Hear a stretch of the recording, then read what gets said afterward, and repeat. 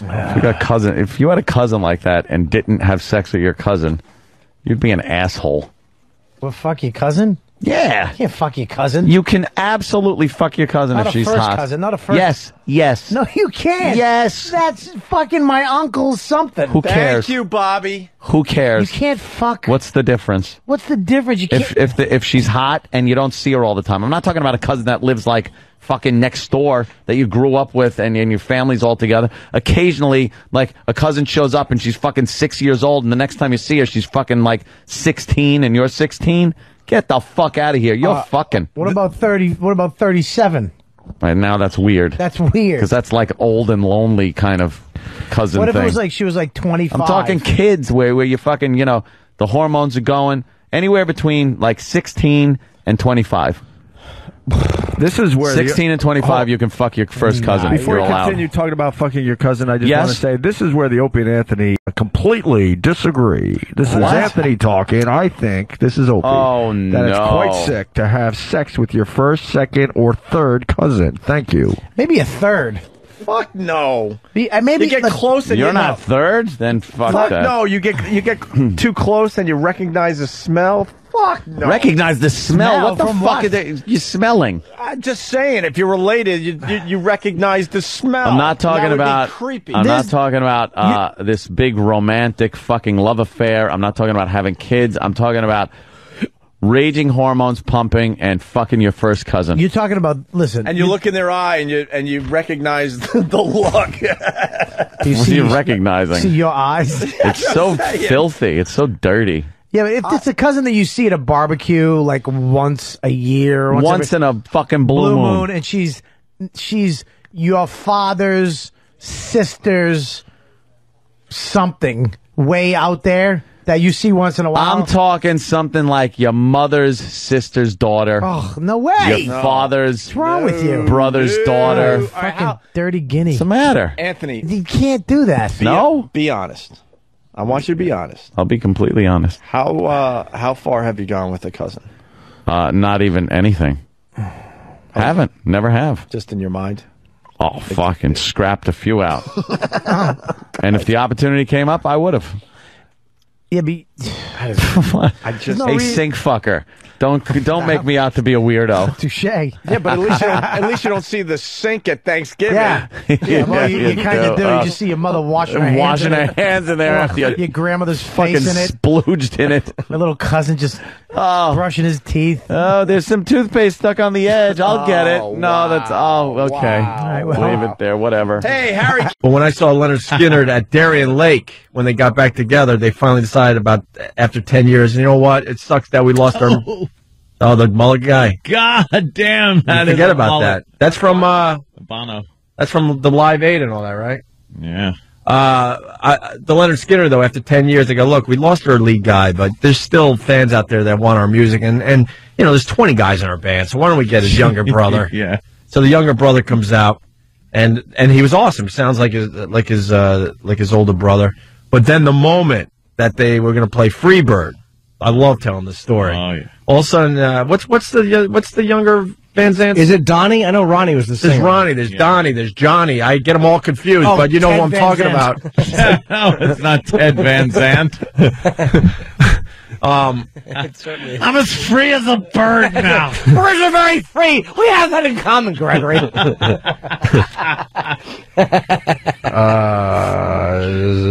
Yeah. All right. Yeah, they did that at the Super Bowl too, but at the Garden it was even more impressive. The U2 thing.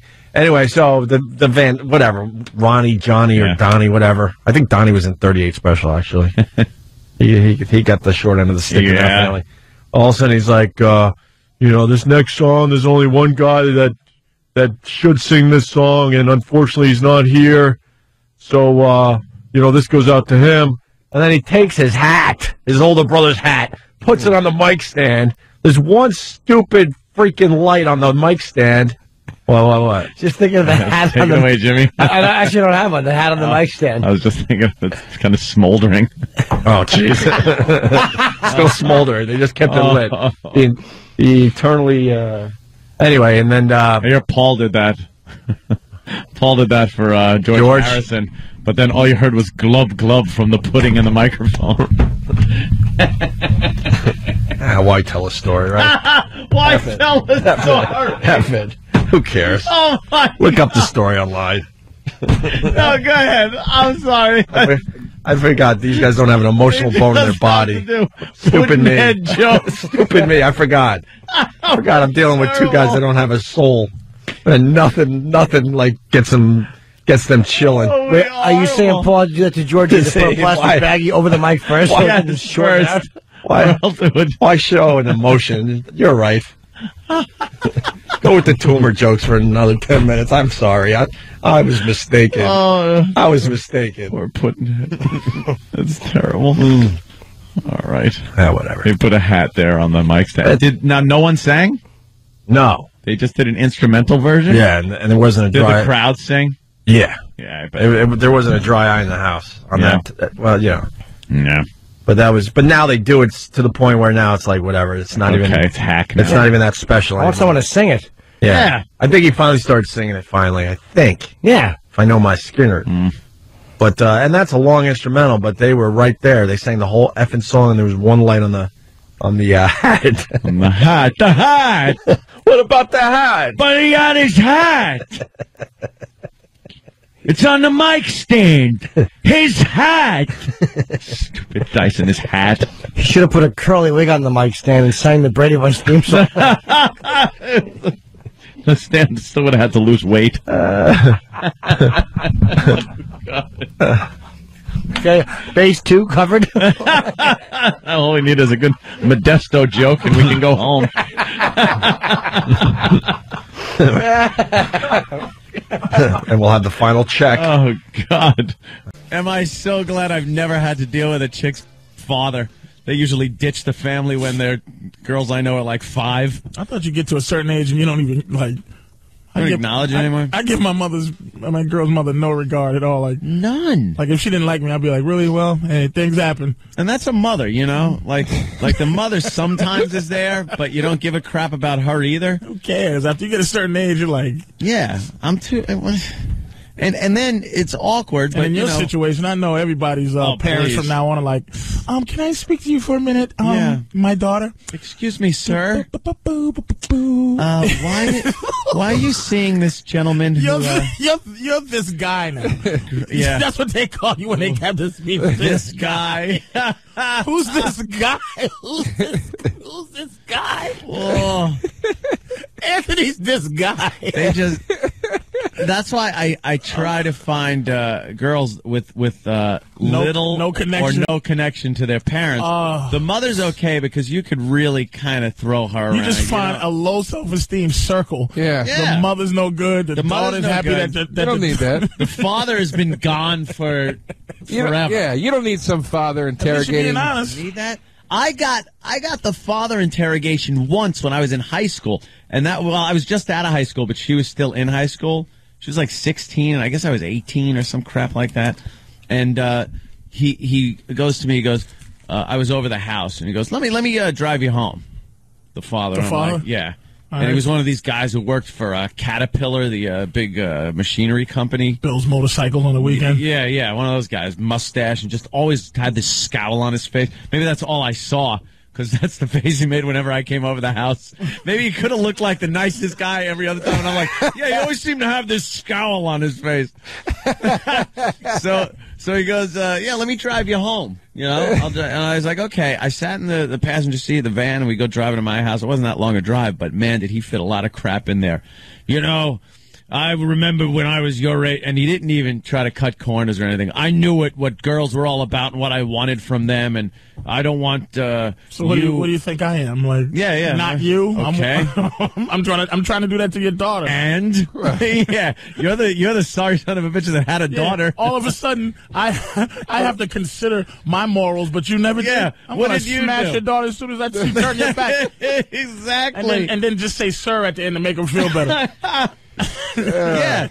How could a guy that was doing that during his youth give me any crap about it?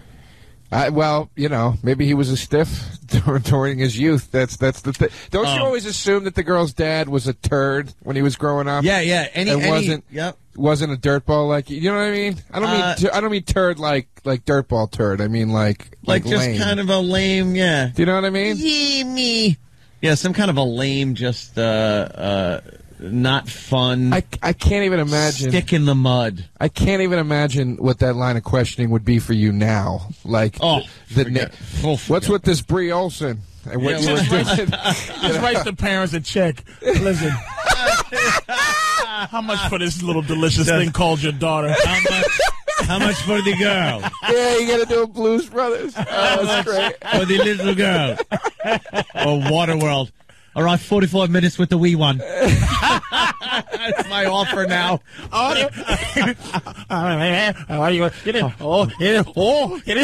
got it. Paper. 45 minutes with the wee one. Oh, you're an Indian giver. You can't. I have to. You got to go to parents. You got to go to parents the way Puff Daddy had to go to Biggie's mom. Right. Like, Miss, your daughter has a gift. I really believe in her. We're going to take her.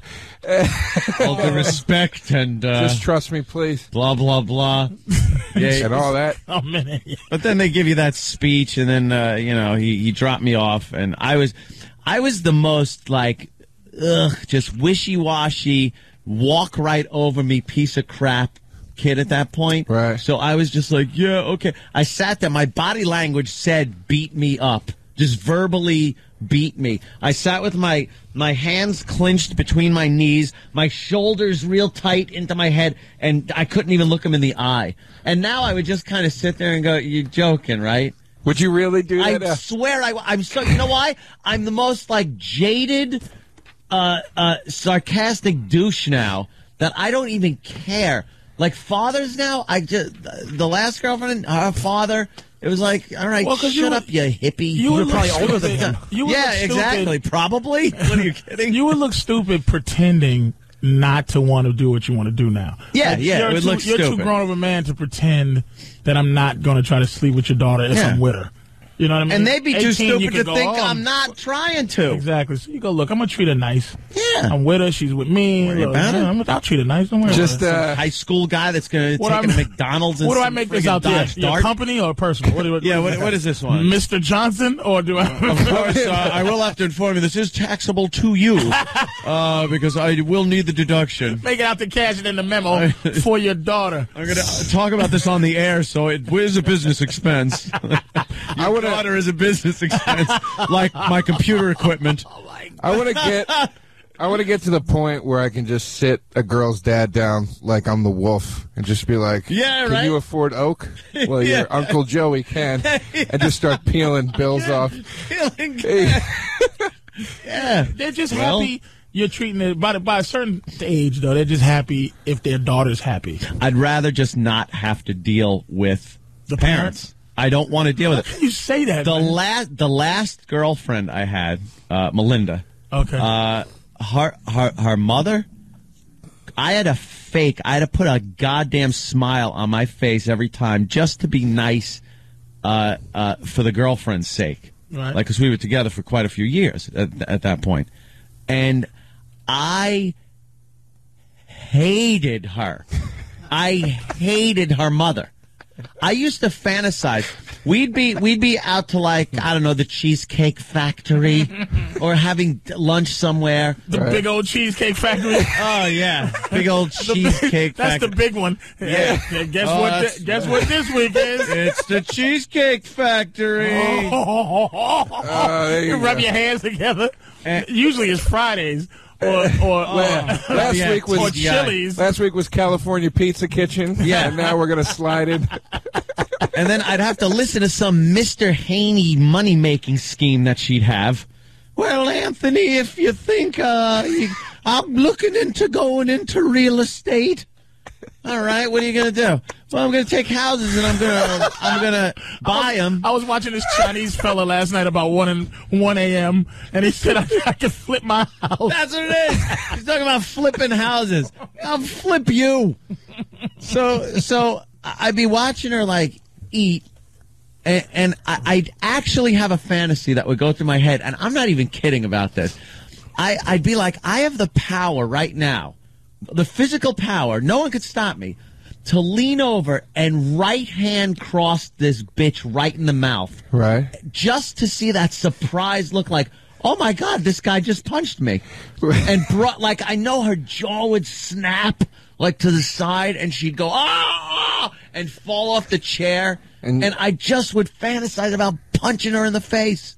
And just I hated her. All of her real estate dreams would just all be those shattered. Dreams, there at the table. The image of my check being written over to her. I bought that bitch a mouthful of teeth.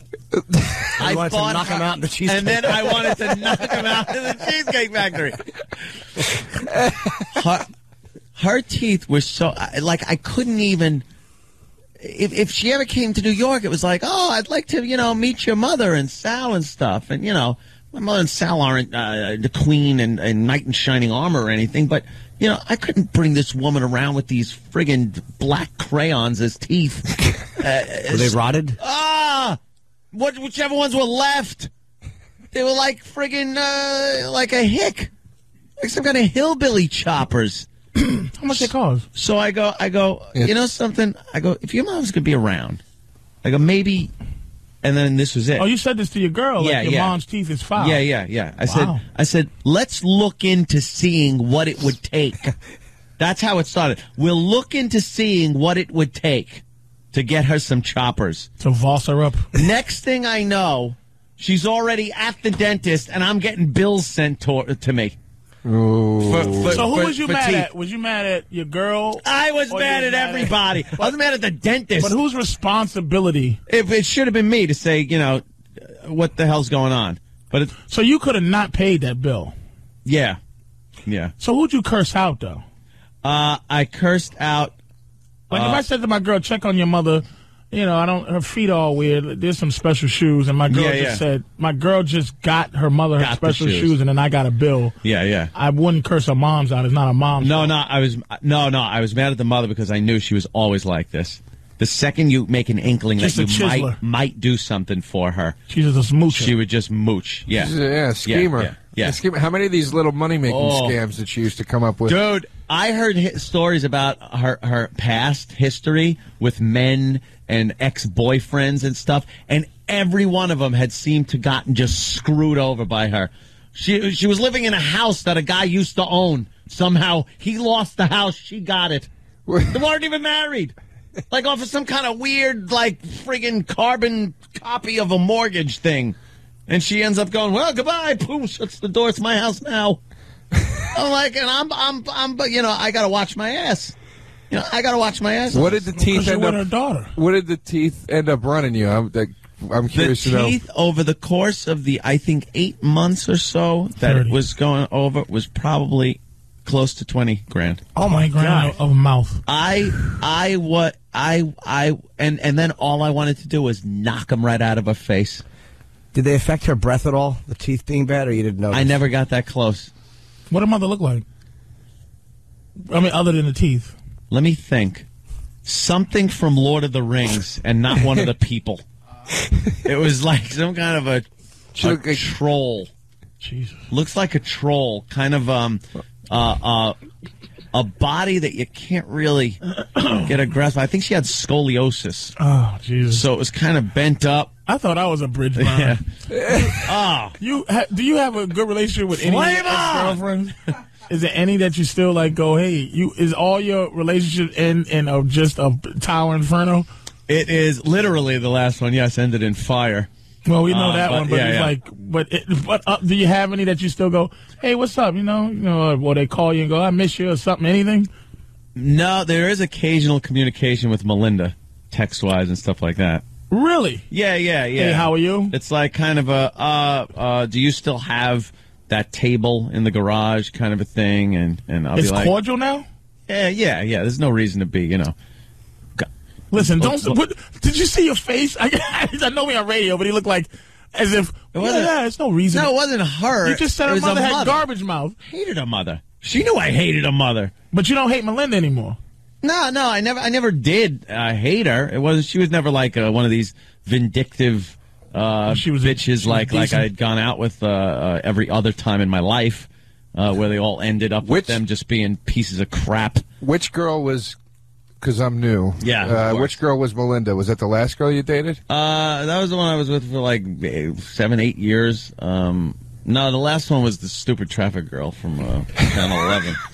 That one didn't work out very well either. That one ended with the blonde girl inside her clothes being burnt in a fire pit. I like how there's that's the one. That's girl in the closet, girl. Zero anonymity either. Because I thought at least so early because she's scared to be by herself. No, she's not scared to be by herself. She doesn't know what old weather broad was going to come in and try to shoot her in the face. She knows how to cock a shotgun. Do you leave this one in the house by herself? Yeah. Do you? Yeah. You are a trusting ass. You really ain't are. gonna do anything. What's she gonna do? She's gonna go through your stuff. Do you move I got nothing? When I'm dating a girl, I actually take my cash. If she sees where my cash is, I'll actually put it in another drawer because I'm afraid that she's gonna start stealing my cash. You know what you got to do? See, that's stupid. Here's what you do. You take your bulk of your cash that you have around your house, and I have a little safe. So I put it in the safe. And then you leave some out, but you know exactly how much and where it is. And if that's gone, then so is the bitch. Yeah, but you know what I always did? I used to leave stuff hoping that they would steal it so that I would never have to be really committed to them. I can always keep them. You got that over their heads? As a side broad because she's a thief. A thief. You're I left stuff around to steal. Yeah, that's what you got to do. I agree, Patrice. That's an excellent tactic. Just let her hang herself. Yeah, just so if she's like, where's this going? It's going the same place as my watch you stole last week. It's going nowhere. That you stole for your pimp. That's what I get for making a prostitute my girlfriend. You know what's hilarious? I had a buddy over at the house one night with my ex-girlfriend. It was the three of us, and we were all really drunk, and he stole a candle out of my house just to see if he could do it, right? So the candle was gone, and I accused my girlfriend of stealing it because it couldn't even fathom that my friend would have done it as a goof. And I called her. I was like, did you steal that candle that you really like? She's like, why would you accuse me of that? I don't understand. Accuse me of stealing. I was like, you're a dirty candle thief, whore. Yeah. We know how you would have got it out of the house. Where you would have put it? There could have been two stolen at once. You're so big. Oh, my God. Well, a candle seems like something that's so, like, cheesy. That would almost be like, you could almost rationalize that like she wants something to remember you by and look at at night. She would talk about this candle like it was a gold brick or something. Really? She'd be like, you know, these candles cost $30, and oh my God. And she would light it every time she was over. So when it disappeared, I was like, this chick. You never thought of saying, stole hey, the why candle. don't you take the candle? No, I wanted it. Screw You her. wanted to take it. That would have made some points, though. It's like, how you take the I gave enough points in that relationship. Bought enough milkshakes with 2 straws in them to carry me. Yeah, I didn't need, I don't know, you know. The amount of stuff I've given away to women. Did you ever do that where, you know, you're dating a girl, you'll like buy a DVD. I should be like, I love this movie, but I'll buy it. Like I bought Christmas Vacation so we could watch that at Christmas. Yeah. And then after we watched it, I'm like, just take it, go ahead. And that's the stuff that hurts the most after, when you're like, I gave her my stuff. I gave her stuff that was mine. You like because I was weak. Because I was a weak. It just drives me crazy. I gave like some girl got my I had a little video camera before the flip cams came out and stuff that we got now. Right. I had a little video camera with a flip out screen and everything. It was pretty small, but I was taking video with it, and some girl that I was with was like, "Oh wow, that's really nice. Let me see." So she's taking video, and then I was just like, "You want it?" Just like weak. Will this like help me? You like me more? Yeah, that's what you're saying. Yeah. I know. Ew. I gave her. You want it? Oh yeah, thanks. These two bitches. I hope you're not one too. Nah, Jimmy's worse. Shut up. I only said that with herpes. Yeah. I hope you want it. You want it? You got it. You got it anyway. Take You're it. the one. Sorry, I never walked down the street with a boombox playing Iron Man. I'm not saying I wasn't a zero, but I'm a little, you know, now I wouldn't. No, I wouldn't do that like now. It was a while ago. Yeah, here's Jimmy walking down the street with a boombox playing this. in 15 front of years old, though. this chick's house. I was 15 I years know, old. but you're still the same douche you were when you were 15 in some ways. You didn't say anything with Iron Man He just thought on the boombox? that she would see him walking by and think, wow, he's Iron Man. What a hot, cool roar. In your eyes. With his not one tattoo. Because his skin disorder, so you couldn't have the needles go in there without causing some problems. Get an infection. Some kind of staph infection. So he's like, all his tattoos would press on from the Cracker Jack Bronx Brides. What happened with this weak chest. I never asked her out. I asked her out once on the phone, and she said no. Actually, I asked her on the phone. With a wife beater and the collar, and one side of it was hanging off his shoulder because it couldn't sit up on it. Did she, when you asked her out, did she say, "Are you the psycho that walks up and down the street with Iron Man?" She was very nice. She was like the hot chick, and I said, you don't want to go out with me, do you? And she was like, no. Oh. And I tried to be funny, and I said, oh, that's the way the cookie bounces. Oh, I did. Shut up. One of those moments. How embarrassing, man. It's awful to tell it now. Yeah. I think there's like a coffee table book that's going to be available just in time for Christmas with a lot of nice photographs from Rescue Me. I believe so, yeah. Those coffee table books, all the rage for gifts. And, oh, Jesus. My girlfriend went out and got some coffee table books. Not so much as gifts. Yeah. Until I saw them and said, no, you got to give them away as gifts.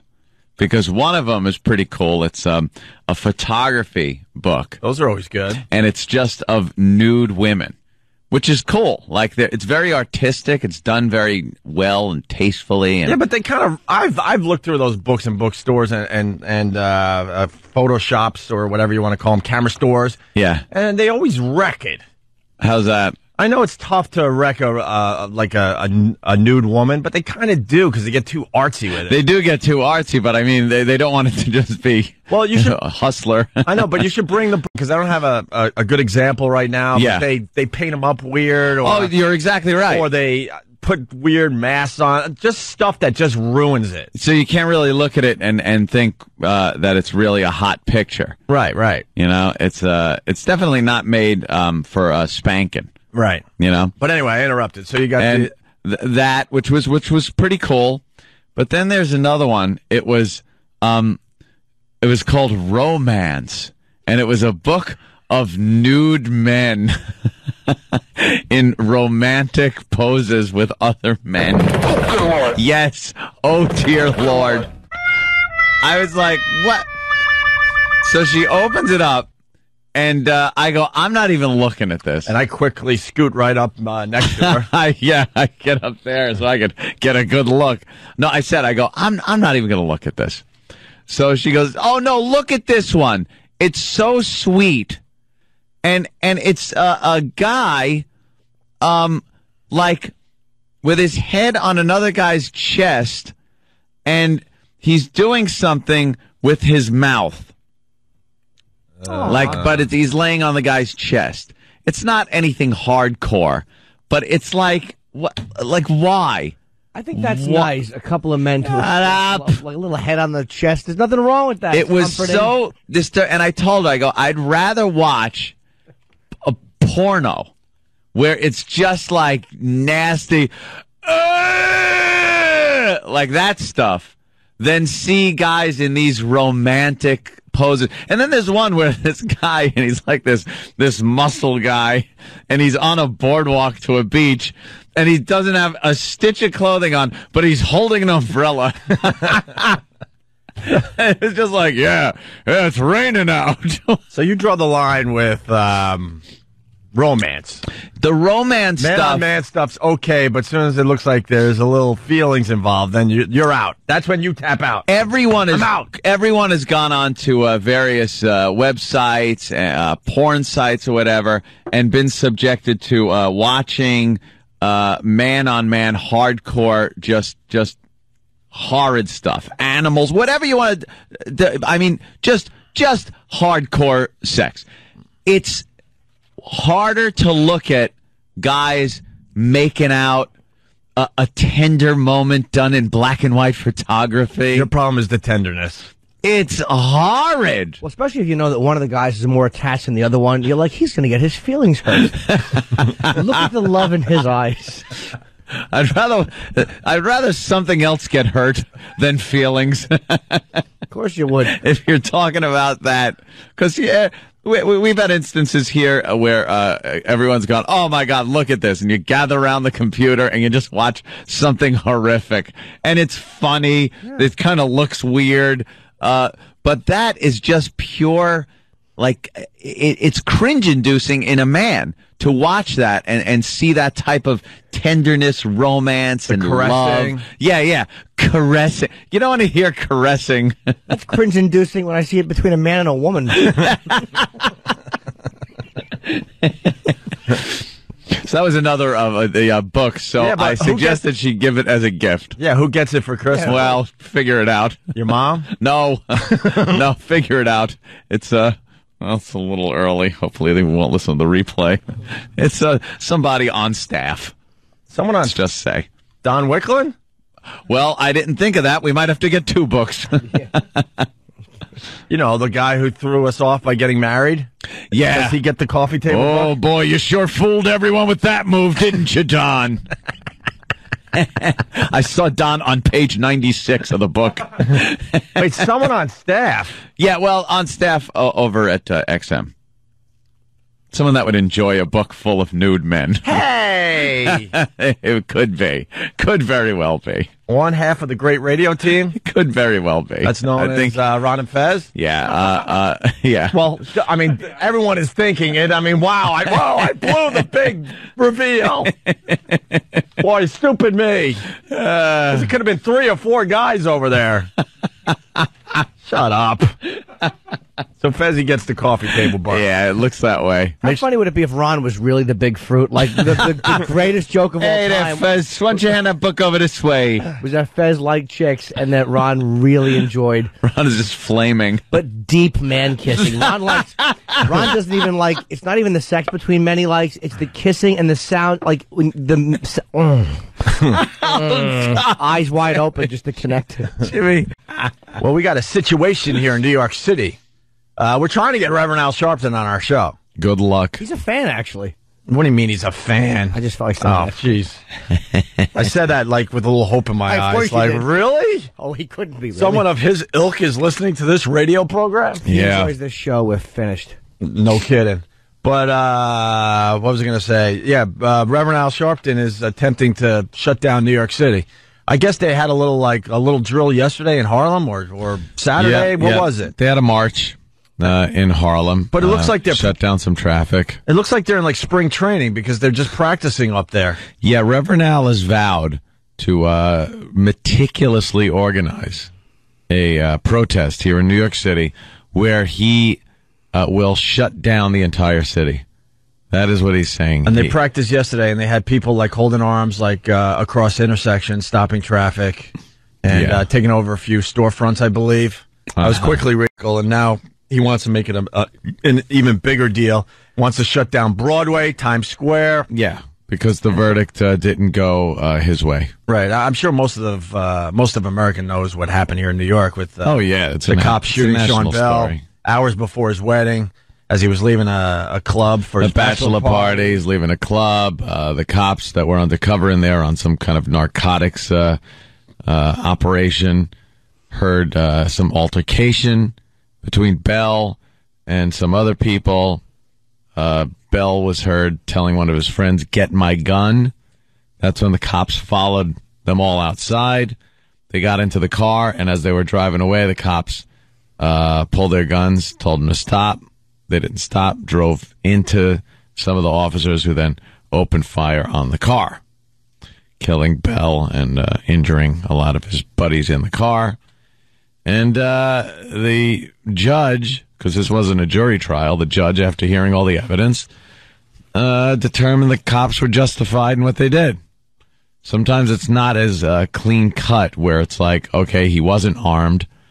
His intent wasn't to kill the police officers, apparently. But if a police officer fears for his life and thinks his life is in jeopardy, he does have the right to defend himself. Mm-hmm. And that includes deadly physical force. But does he have the? Here's my question, because I don't think the cop should have went to jail, but I think it was definitely excessive. If he was armed, I wouldn't care if they pumped 200 bullets in him. But the fact is, it is when you. I know that they said that the car kept going. But And then you hear the other shots from the other officers. Mistakes were made. They were terrible. Obviously, mistakes were made, but you hear the shots from the other officers, and it's very hard to determine who's shooting at you at that point. You get into that frenzy. Where you unload your magazine into what you think is a car full of people that are shooting at you. It was a mistake, but again, there's laws that say that there is a justifiable shooting. Because when they feel they're being threatened, it's justified. With Abner Louima, Diallo, I think, where they thought he was going for his wallet. They heard the echoes coming back. They thought the cop fell, and they thought it's like... Yeah, because the cop slipped. He fell after the first shot. His buddies see a downed cop after hearing shots. You got to assume he got shot. You're going to start unloading. Right. It's just, it's tragic. I'm not going to say it's not, but a judge listened to all the evidence and found that they were justified. Mistakes were made. That was even acknowledged. But, you can't start locking up cops for situations like that. When you get a situation where a cop is in a bathroom with a plunger abusing somebody that's been brought in, then of course, Jimmy, is it too early? Yeah, it's probably too early. But but something like this, it's it's deemed justifiable. I don't think they should go to jail. I'm not saying that. I don't think they set out to kill somebody. I don't think it was a criminal. But sometimes you got to lose your job. I mean, like it's not to that's. It's like when you do something when you make such a mistake on your job. Again, I don't think that they're bad guys, but when you do shoot a guy 50 times who didn't have a gun. It is kind of hard to explain, and sometimes you got to lose your gig. I don't think they should lose their gig. I think a little more training. I don't know, maybe change some policies. I don't know. I don't have the answers, but I don't think they should lose their jobs. You can't have, because a situation like this is very rare. A lot of people would say it happens all the time. It really doesn't, considering how many times police are put in this situation. But occasionally it happens. It's not like walking into a deli and saying, "Hey, I ordered mustard instead of mayo," and the guy goes, "Oh, I made a mistake, and I'll fix it." And I'll put ketchup all over your shirt. Oh my God! When cops make a mistake, unfortunately, in worst case scenario, some people and innocent people get killed. It's awful.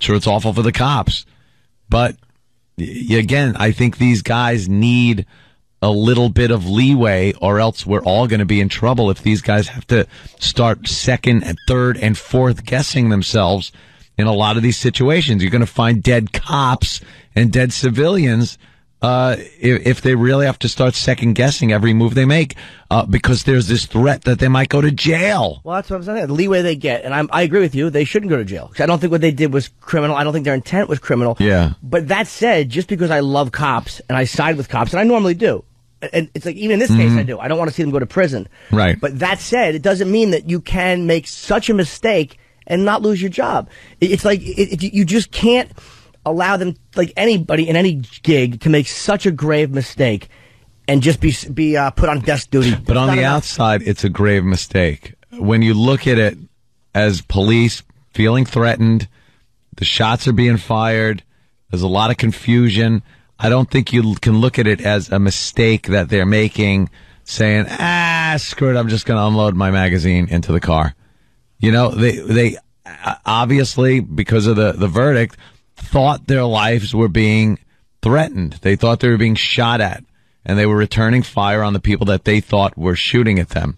That is a mistake, but it's a justifiable mistake. In the terms of prison, yes, I agree with you. No, even as far as losing your job, it's a justifiable mistake. It's a tragic turn of events, but it's justifiable. In their mind, they thought they were being shot at.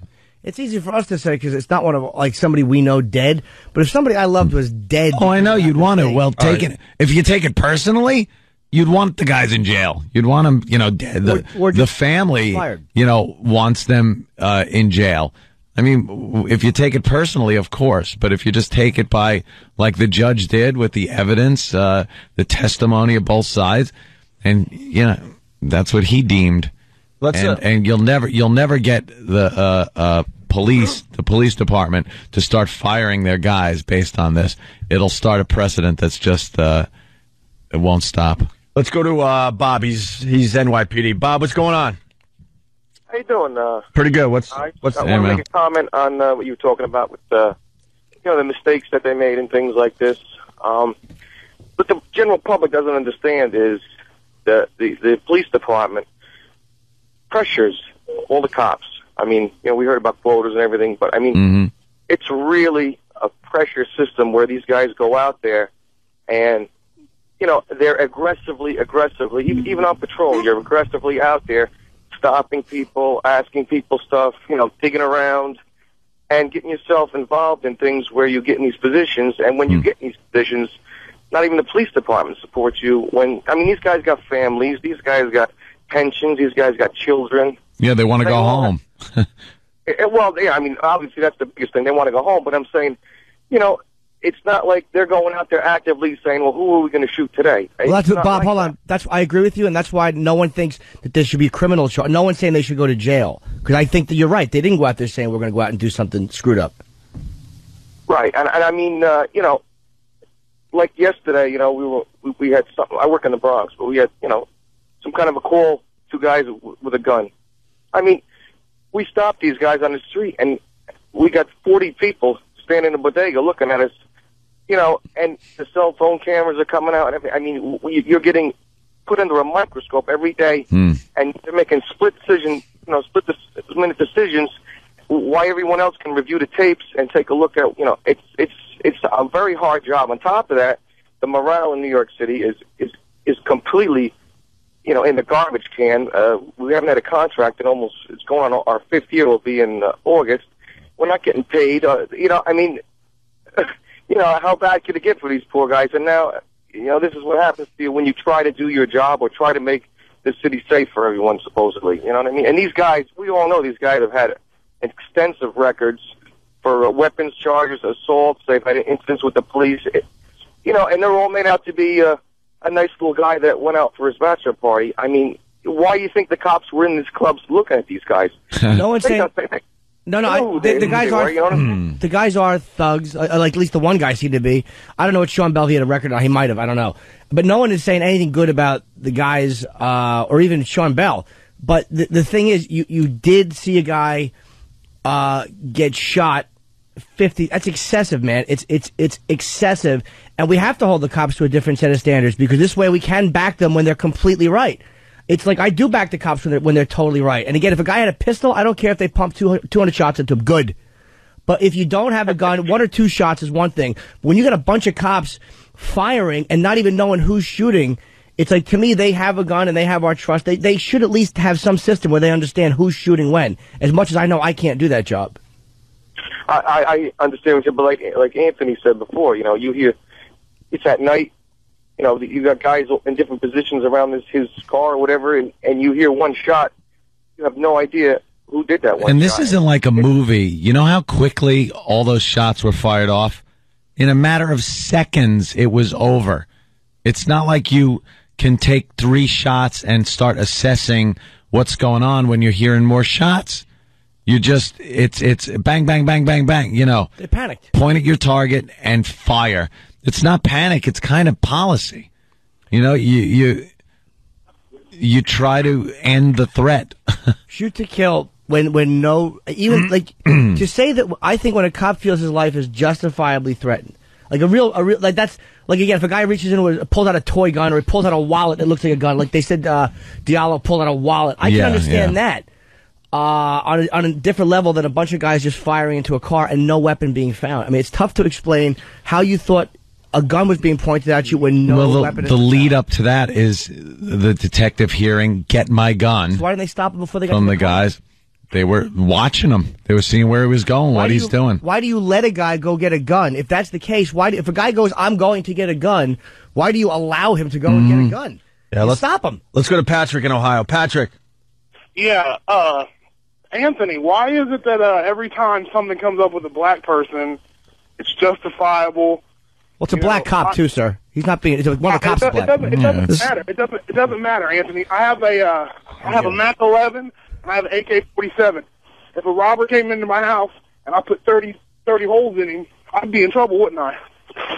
Well, you probably would be, but it's not like somebody else is shooting behind you or on the side of you, and who you was think. Shooting? Where was the gun? Where was the gun? Where was the gun that Sean Bell had? If you felt threatened after 10 shots and you could absolutely prove in court that you still felt your life was being threatened, then you would be able to shoot him another 10 times. Now, yeah, it's the truth. It's deadly physical force is all based on your assessment of the threat.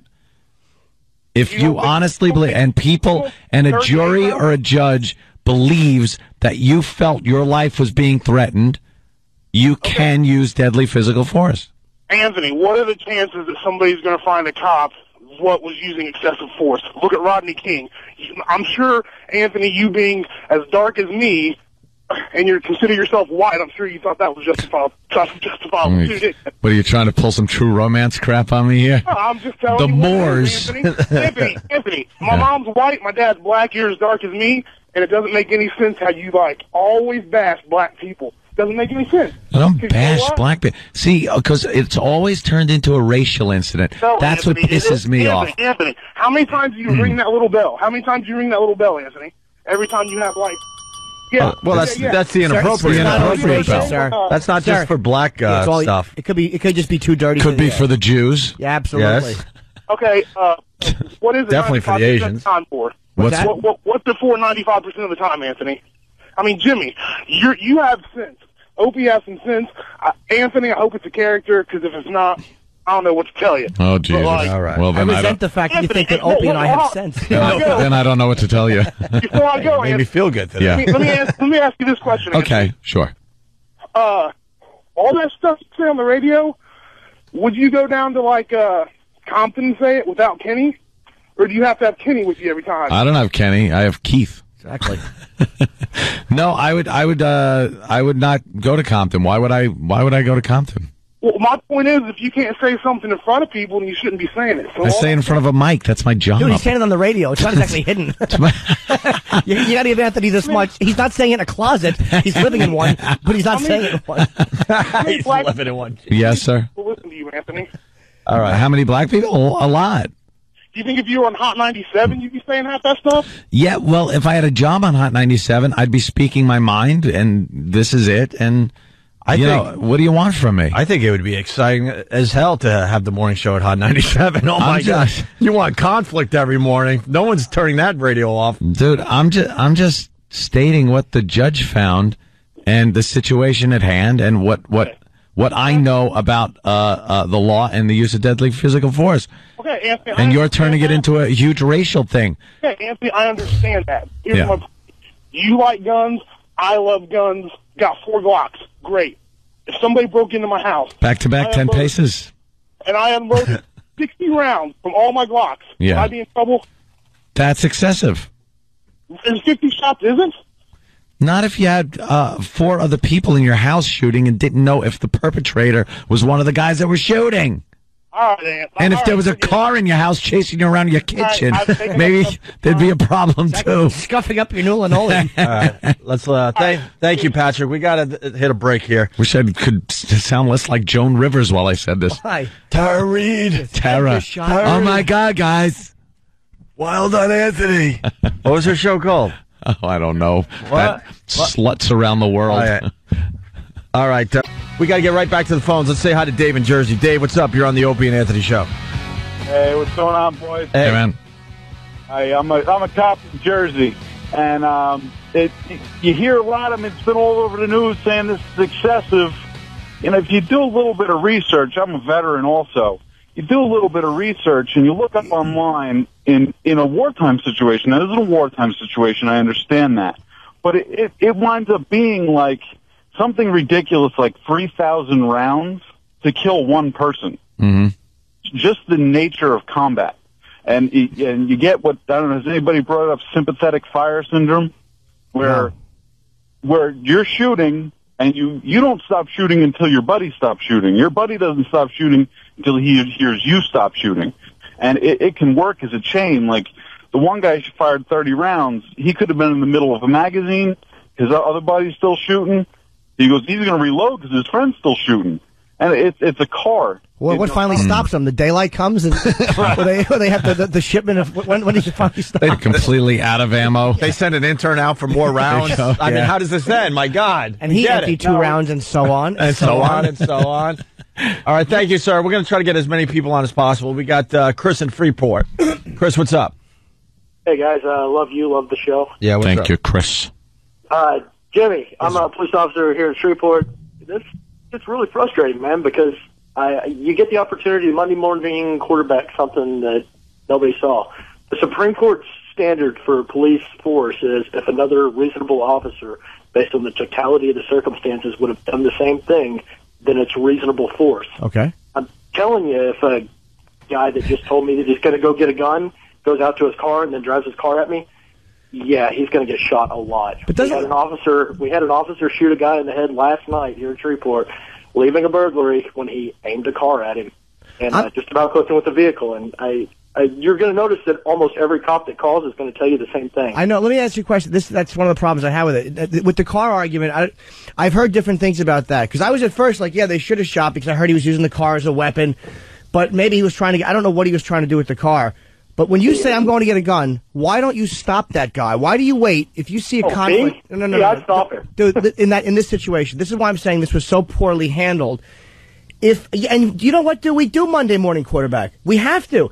That's how you assess what was done right and wrong. Do you think you have a case against somebody when they say, go get my gun, and then you stop him, and he doesn't have a gun, and he doesn't have this, and now you don't really have a right to search him because he just said, go get my gun. That's absolutely, to me, that is absolutely a justifiable reason to search someone, and no court would say you couldn't. If a guy said, go get my gun, and then you stopped him, and other officers heard him say that, I don't think there's any court in the land that would give you a problem for that. And it's like, what are you going to do? If a guy says, I'm going to get a gun, what cop says, okay, go get the gun so I have a case? I mean, if you're flying by the seat of your pants and you're trying to survive, when the guy says, go get my gun, you stop everything right there. And I'm not a cop, but that's just, who lets a guy go get a gun? Doesn't make sense. All right, we got a lot of NYPD checking in. I don't know. Mike, what's going on? Hi, what's going on, guys? Hey, Mike. I'm a cop in the city. I understand exactly what you guys are saying, that it sounds excessive, but it's hard to judge, you know what I'm saying? And what you guys are saying is why didn't you stop him as soon as he was in the middle of this club saying go get a gun? Because these guys, they were involved with undercover officers, which in that case makes your identity almost obsolete. And they were embedded in an investigation either into one thing or another, and to stop him in that club, that opens up the entire investigation.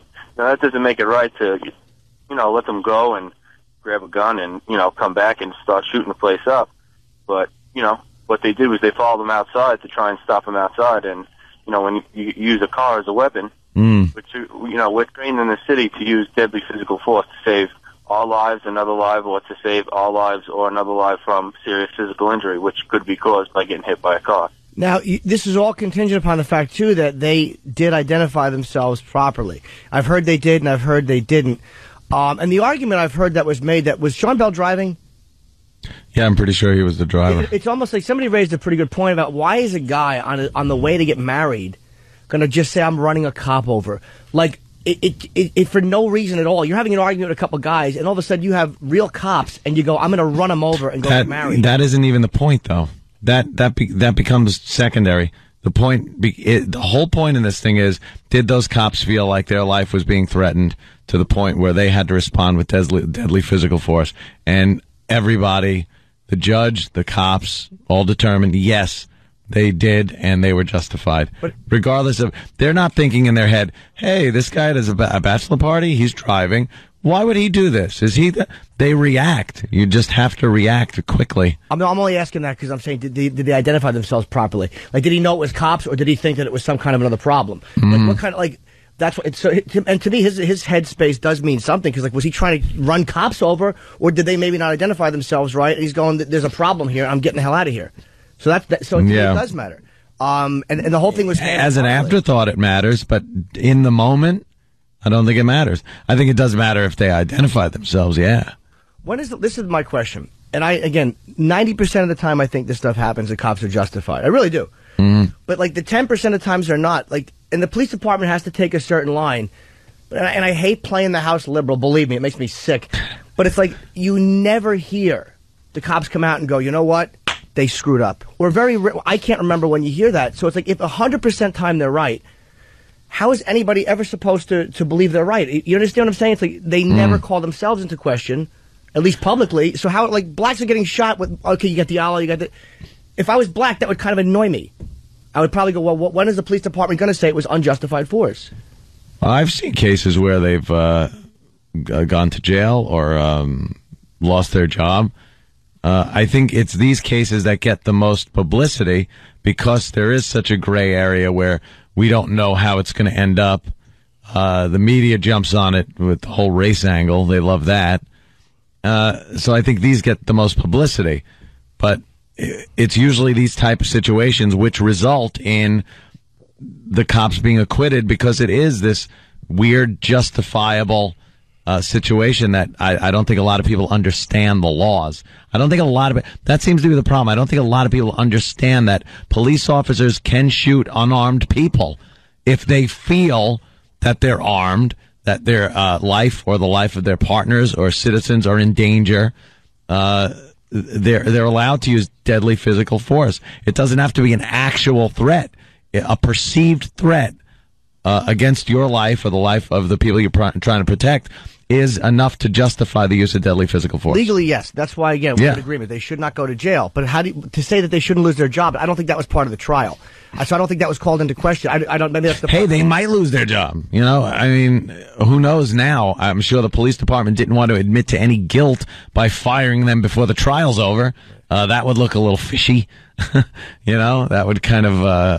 I'm sure there's going to be make a little bias. More stuff that goes on. Yeah, as we move forward. We'll see what happens. I'm sure they'll be looked at what they did, how they handled the situation, and realize that mistakes were made, and perhaps they will lose their job. We got Sal from the NYPD. He's going to explain deadly force. Sal, what's up? Hey, guys, I love the show. You guys are the best. But as a police officer, this is a tough time for us, and, you know, we're just trying to get through it right now. Let me explain something to you. The penal law does say deadly physical force. A person does not have to have a gun. But it's such like a car. Now, I wasn't there, okay? And a lot of police officers will tell you we weren't there, so we don't know the situation, okay? But according to the NYPD, our restrictions, someone has to have basically a gun pointed to us and for us to use our gun, which is a little ridiculous since the penal law definition is a lot different than the NYPD definition. Now, so let me ask you, can I ask you a question, not to interrupt you, but did they violate NYPD standards when they did what they did? Well, technically, if you want to go by the NYPD, you know, asinine rules, yeah, they did. But you know what? The situation, the tensions were high. You know, if someone said go get a gun and you know a car was backing up towards another police officer, I would have took a shot too. You know, and you know my life comes first before anyone's life, and my fellow police officers' life comes first before But you know the thing is, right now this is turning into you know more of a racial issue when two of the police officers were black and one cop was Lebanese, you know, and Al Sharpton's making this a black-white issue, and it's not. Is he saying race, though? Is Sharpton saying race other than the victim being black? Because I think the fact that the cops weren't all white was why there weren't riots, to be honest with you. I think there would have been riots like in L.A., but the cops, even people who are pissed off know that it wasn't like quote-unquote racist cops. But you know what? You know what makes me mad? They're putting these pictures of Sean Bell. They're portraying him like he's a saint. The guy has a criminal record. Okay, he's been arrested before. You know, he's not a saint. You know, and the Daily News puts pictures of like we're so bad people. You know, we give our life and we're out there every day, and we got to try to diffuse situations. You know, and one situation, what was the last time there was a shooting like this? Maybe like 10 years ago, 5 years ago, you know? How about in the 70 precinct, a police officer was shot about 3 years ago, Dylan Stewart, and he was shot by another black man. Where was Al Sharpton on that? He wasn't around for that. Why? Because he only gets involved when it benefits him. Well, yeah, he's a bum. Oh, yeah, we all know that at this He's a point. piece of garbage. We all know that. Do we have the Reverend Al song? We should play that. Yeah, there's been plenty of cop funerals between these episodes. Believe me, you never hear anything out of Al Sharpton. Let's go to Greg on Long Island. You're on the Opie and Anthony show. What's up, Greg? Hi, guys. Hey. Jim, I just want to answer that one question that you asked. You know, why don't the cops just apologize for shooting them or whatever? Wait, no, I'm not saying that. I'm saying like what you never seem to see it. Like you never seem to see them come out and go, yeah, that was very excessive. Like other cops. I'm not saying that the one guy did apologize.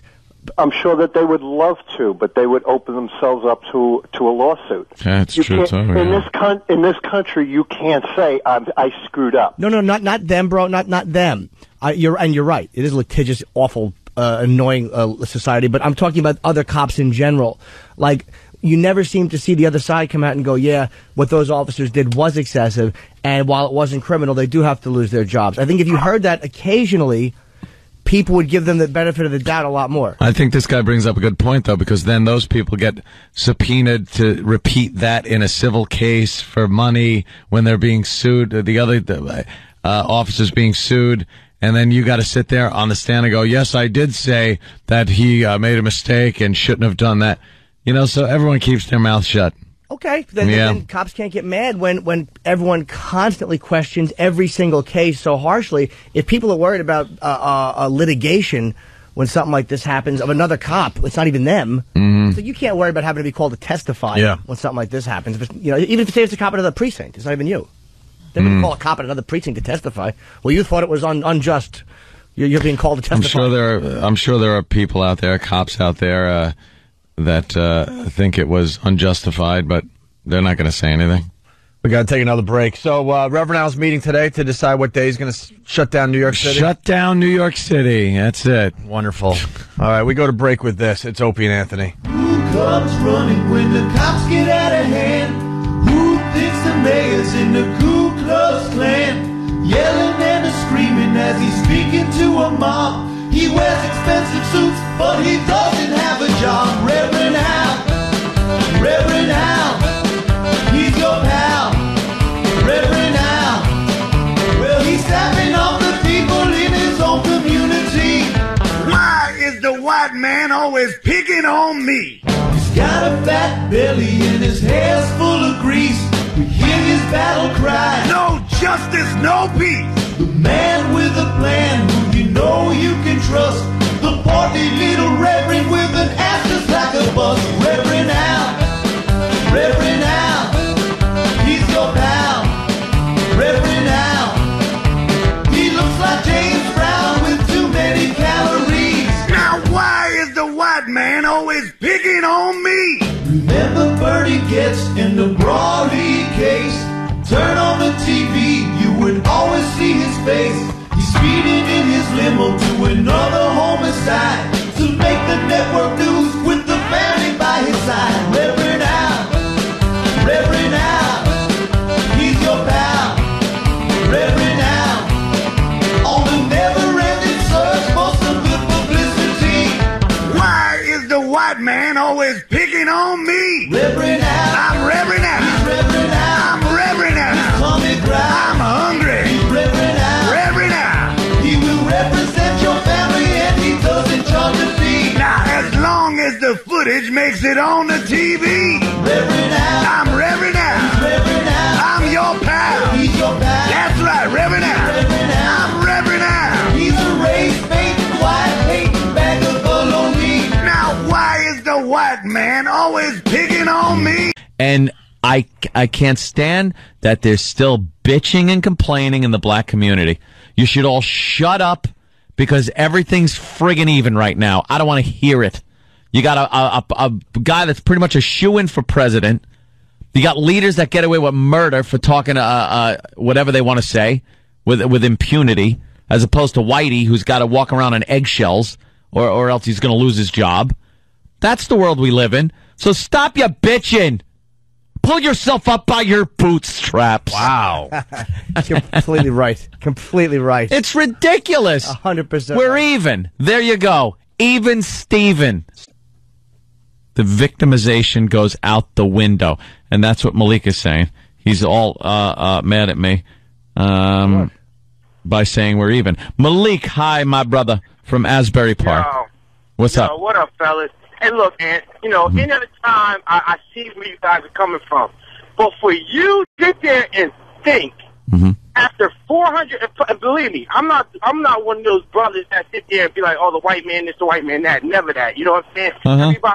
Everybody deals with their own merit. But for you to sit there and say we're even because one black man slid through the crack and he may become president, you're bugging. We're even.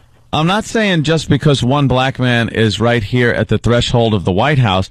I'm saying if you look at history, especially over the past few years, it really has gotten easy for the black man to attain.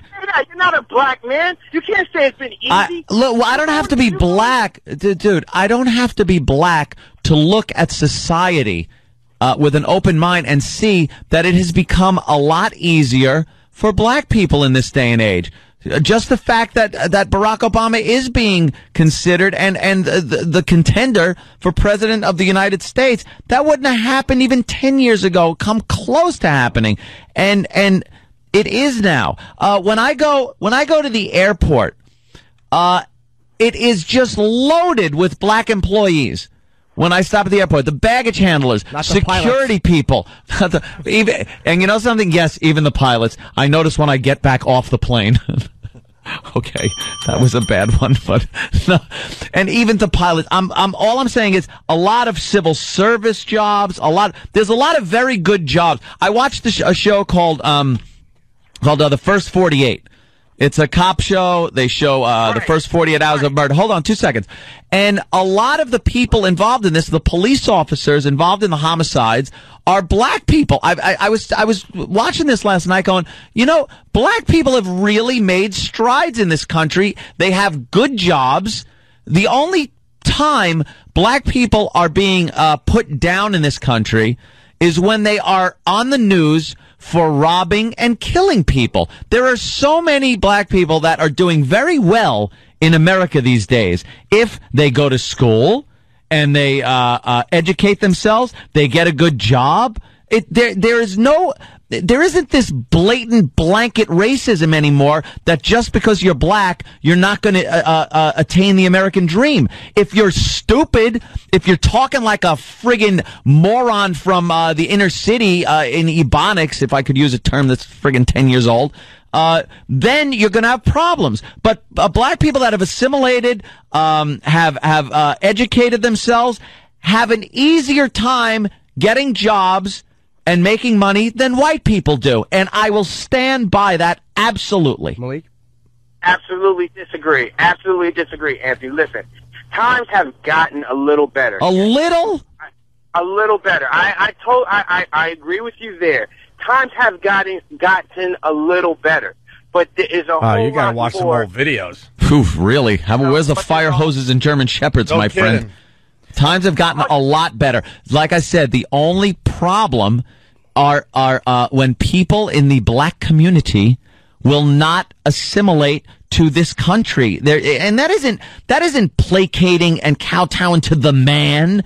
It's working the system of the United States of America like anyone else has had to do to attain what is called the American dream. For some reason, there's a certain part of the black community that refuses to do this because they see it as placating the man, as kowtowing, as being an Uncle Tom, instead of just living their life as an American in this country.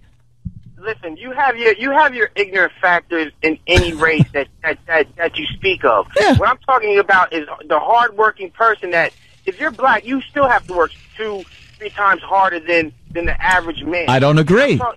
Absolutely. I think black people that are educated, that have a decent job, have an easier time because white people are so goddamn scared crapless of tripping up and being called racist and losing their job that they will give the benefit of the doubt to the black person. And I'm not talking about a thug. I'm talking about the hardworking family guys that are out there, working and doing a good job. Those black guys have it knocked right now. Listen, Anthony, let me explain something to you. Do you understand? You will never understand how it feels. And let me express. I'm Sicilian. I'm college educated. Okay, I know we joke around. I'm in the streets and all that. I'm in the streets too, but I'm college educated. When I go into a mall, I go into a store, I go into anything like that, a professional setting, I'm looked at like, oh my God, here he comes. That has to be fixed in your community. Do you understand something though? That has to be fixed in your community.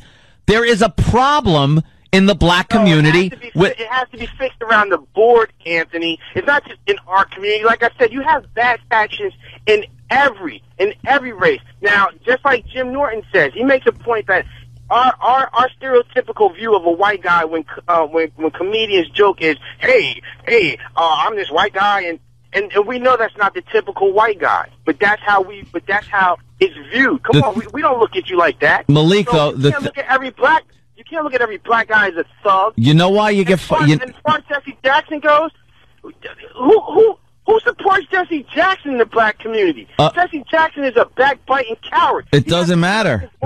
He's getting away with using a word that he is condemned, that is being condemned in the black community, and he's getting away with using that word when he's talking about Barack Obama. I have a question for Malik. Like, let's say, okay, you disagree with that on that point, fine. But with language, though, because my thing was with the language. You have to admit there is this thing with language where white people are afraid to call black people out on stuff like that for real, as opposed to being comfortable calling other white people out. Mm-hmm. I totally agree with you. But as far as that word, the N word goes, you can't kill a word, you can't bury a word, you can't get rid of that word until the sediments and the attitude of the word is destroyed. That's why that word will never die. Yeah, but look who's using it with impunity. Black people. You're right. So where's the sentiment? Where's the sentiment there? Where's the hate speech? Is it hate speech when Jesse Jackson uses it? Because it sure as hell is when a white person uses it.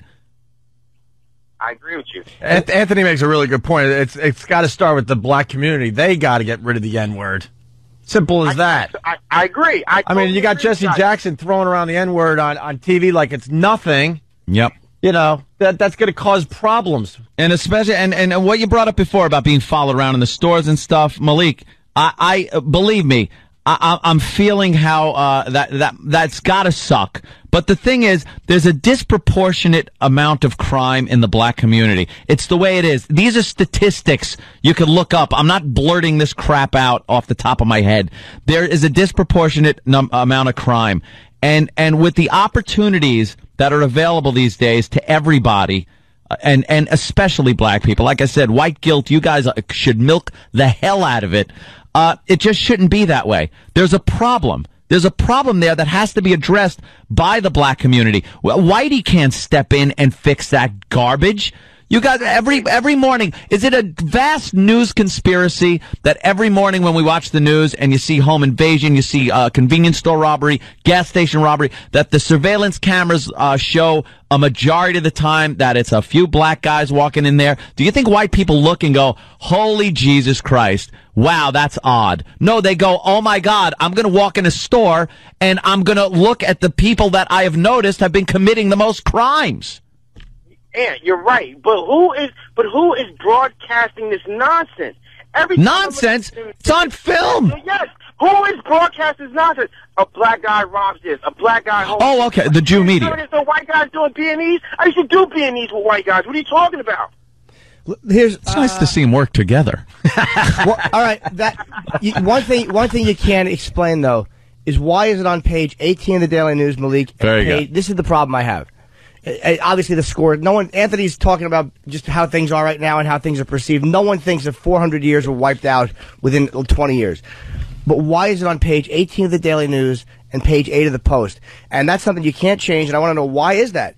Because the Jesse Jackson's a powerful guy. He's a guy that associates. He has access to the president. He has access. He goes to Syria. He goes overseas. He represents U.S. interests, even though not as a government official. He's a powerful guy for real, and he's not being held to these language standards, but white entertainers are fired for stuff like this. We almost got fired, and the only reason we weren't was because the Condoleezza Rice thing was because a black guy said it, and because there were white people mentioned as well. But they would have nailed us to the wall on the racial angle of that if they could have.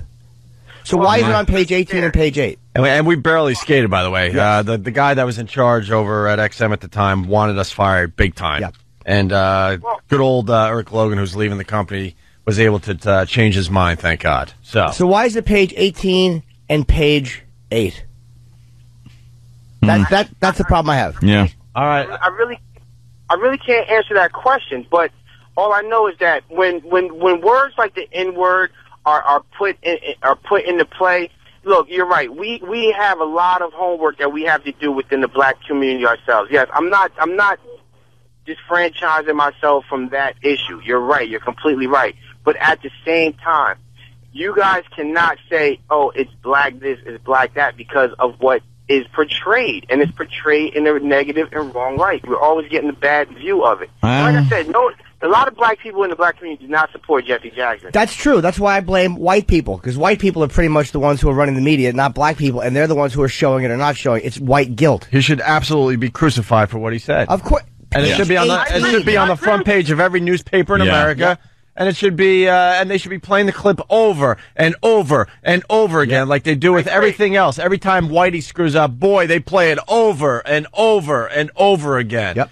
They had a tiny little sound clip from our radio show when we got in trouble with this homeless Charlie thing. They played that over and over and over and over again on TV. That's for sure. But it shouldn't be Bill O'Reilly. It shouldn't be Sean Hannity. Bill O'Reilly. He's right. It should be us. It should be the black community that should put him on Front Street. But like I said before, we haven't had a true black leader in the black community in a long time. So if we don't have a true black leader to address him, then it's going to go under the table. Malik, I got to tell you something. The second we allow black people in here, I want to have him as a guest. Malik, Asbury Park, we got to go, all right? We have to take a break. All right, thanks a lot, man. At the virus show. Peace. He's going to be at the virus show. Malik's cool to talk to. You know something? He makes good points.